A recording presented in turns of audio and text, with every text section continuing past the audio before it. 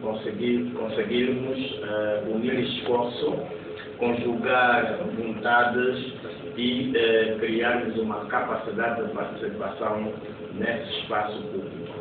E a razão forte também desta nossa conferência é, na verdade, alargarmos um espaço de intervenção comum entre os jovens para que o sentimento de pensar Angola, o sentimento de realizar Angola fique mais patente nas nossas consciências e que cada um de nós faça alguma coisa por esse país.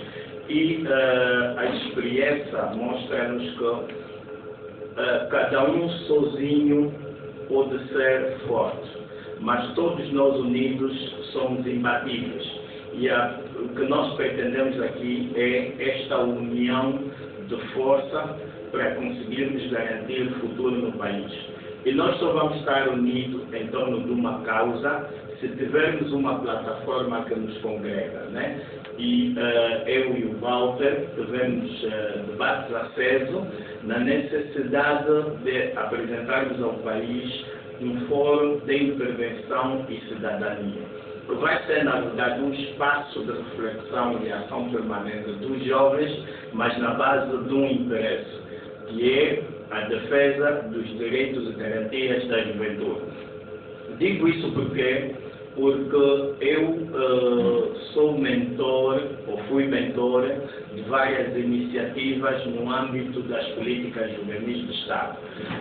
Como podem saber, o tal propalado diálogo juvenil foi uma inspiração minha, que depois se traduziu em políticas públicas. Eu fui uma das pessoas também que inspirou a criação ou a elaboração das políticas juvenis de Estados, quer a sua lei e quer os seus instrumentos que o acompanham, né? E penso que nós só vamos conseguir dar respostas positivas a essas iniciativas se, porventura, haver uma certa união entre nós, os jovens. Esta plataforma vai justamente responder a esses desafios. Vai se cingir numa pressão que nós vamos fazer, quer ao poder instituído, quer a outras instituições que, por sinal, têm vocação na defesa e garantia dos direitos, liberdade e garantias da juventude, como também proporcionar um espaço permanente de identificação pontual dos problemas dos jovens e contribuir para a sua solução.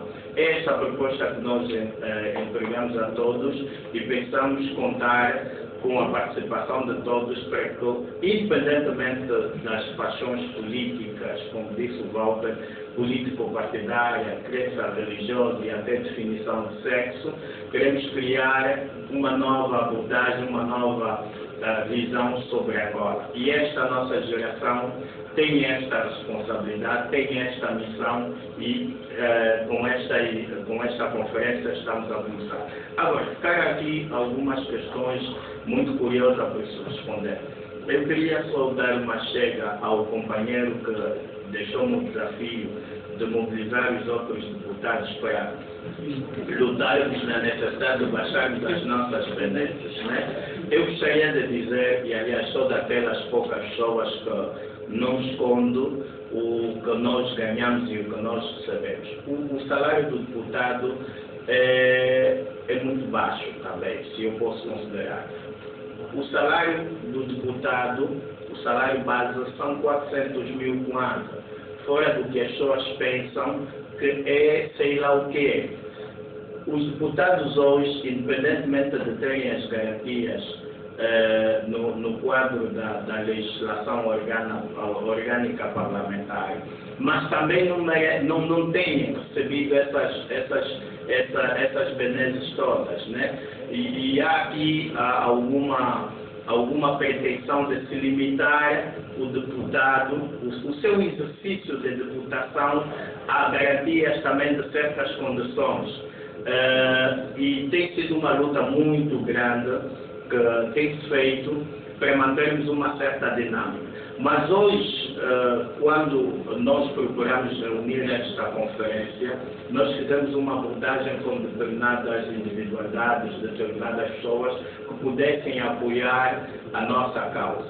Por incrível que pareça, não tivemos apoios nenhum. E esta conferência foi sustentada por eu e o meu companheiro Walter.